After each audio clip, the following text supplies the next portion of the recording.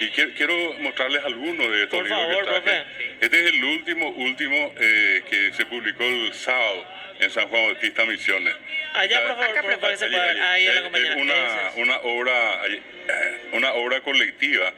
En realidad, en este caso fue publicada. Una cosa increíble, 7 libros se presentaron en una sola vez en San Juan Bautista, en el auditorio, allí en la gobernación. Solamente en San Juan Bautista. Solamente, y una cuestión inédita. Normalmente se presenta un libro, llega a haber hasta 2 libros, pero en esta ocasión fueron 7.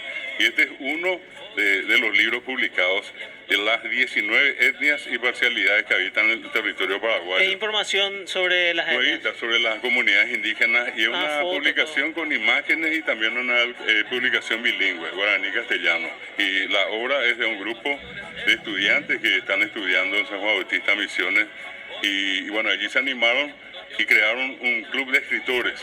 A ver, y contaban ellos sus experiencias diciendo, bueno, que nunca jamás entre ellos nadie escribió ninguna obra y que cuando se les hizo este desafío, entonces se acercaron algunos un poco temerosos, pero al fin y al cabo, y al final son 6 libros, ¿verdad? Entre ellos también un diccionario y una edición así muy interesante, la forma de la presentación muy trabajada.